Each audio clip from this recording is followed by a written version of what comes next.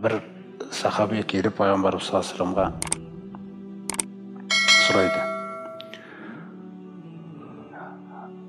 Андай бір нені, «Ғизни я Расулаллах ва аужиз, Аллахтың елшісі, маған бір уағыз айтыңызшы жүрегімізге, жүрегіме пайда беретін бір уағыз айтып, және қысқаша айтыңызшы» дейді. Мен көтере алатындай амалын.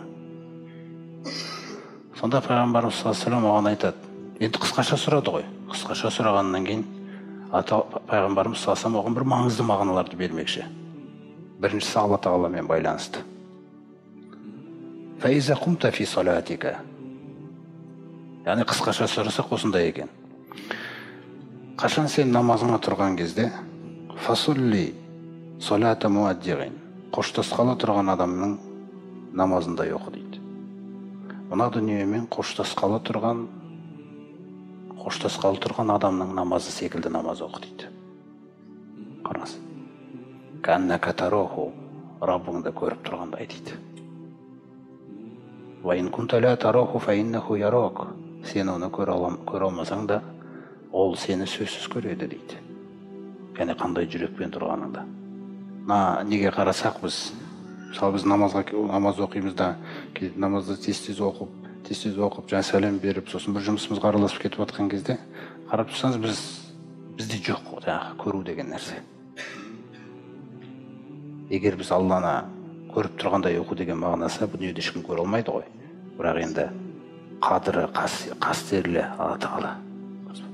Тұрған кездегі жаңағы намазыңыз, рукух сәжделерімізде бір сондай ерекше нәрселердің болуы, мысалы. Алланы, сол үшін бізден андай нәрсе керек. Алла Тағала Мұса пайғамбарға айтқандай, «Ва ақимис солата ли зикри». Намазды мені еске алу үшін оқысашы дейді. Біз көбінесе парызды мойнынан түсіру үшін оқимыз ғой. Жасыратын жоқ, көбімізде сол да, мысалы. Парызды мойнынан түсіру үшін оқимыз, оқу керек. Дұрыс ол. Бірақ Алла Тағала біздің жан дүниемізде бір ләззаттардың болуын қалайды. Имани, сіз ба? Алланы тану деген нәрсенің мәртебесін көтергісі келеді. Сол секілді жаңағы көру деген нәрселерді осындайда қосады да. Мысалы, әл-ихсан пайғамбарымыз саллаллаху алейхи айтқандай, ихсан дегеніміз ол ән таъбудаллаха, Аллаға құлшылық қылуың, бір риуаятында ән тахшаллаха, Алладан қорқуың, үшінші риуаятта ән таъмала лиллахи, Алла үшін амал жасауың, кәннака тараху, сен оны көріп тұрғандай дейді. Ал егер фәин ләм такун тараху фәиннаху ярак, сен оны көре алмасаң, ол сені көреді дейді. Мысалы бір шариғат бір рұқсат етпеген бір нәрсеге жаңағыдай қарамау, адамның автоматты түрде жаңағы мысалы айтайық. Көзіне анау жерден өтіп баратқан кезде бірден ешкім жоқ тек Алла көріп тұр.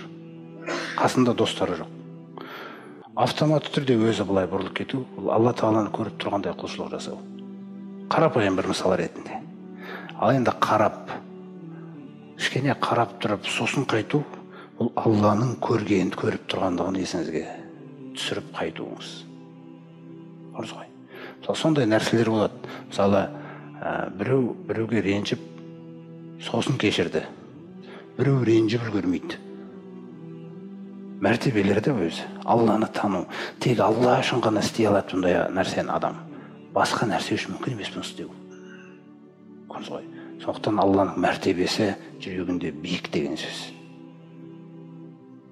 Сол нәрселерге қарай ұмтылу үшін жаңағы қысқаша сұрағаннан кейін пайғамбарымыз оған негізгі нәрселерді беріп отыр ғой. Сонда сен намазға тұрған кезіңде қоштасқалы дүниемен қоштасқалы тұрған адамның намазындай намаз оқы дейді онда. Алла Тағаланы көріп тұрғандай оқы, сен көре алмасаң, ол сені көріп тұр ғой дейді. وَلَا تَكَلَّمْ كَلَامًا تَغْتَزِرُ مِنْهُ غَدًا. Екінші өсиетім дейді. Адамдармен сөйлескен кезіңде ертең өкініп қалатындай сөзді сөйлеме дейді. Қараңыз, қысқаша өмірдің негізгі кілттерін беріп отыр да. Адамдармен сөйлескен кезіңде ертең өзің өкінетіндей сөзді сөйлеме дейді. Үшіншісі, وَأَجْمِعِ الْيَأْسَ مِمَّا فِي أَيْدِي النَّاسِ. Адамдардың қолдарында не бар? Билік, дүние, тағы да басқа нәрселер, мансап, қызықтар. Сол нәрседен үмітіңді үзіп таста дейді мүлде. Қара, үшінші кілті қандай? Тағишғаниян. сол кезде бай болып өмір сүресің дейді. Бай, Алланың акысың, еш нәрсеге мұқтаж емессің. Не деген ләззат. Адамдардың қолдарындағы нәрседен өз үмітіңді деп отыр ғой. Міне 3 негізгі кілтті берді. Ол кісі өйткені қысқаша айтыңызшы маған керегін деді да. Сонда осы 3 нәрседегі өсиетке қарасаңыз, мысалы, өте маңызды нәрселер айтылды да бұл жерде.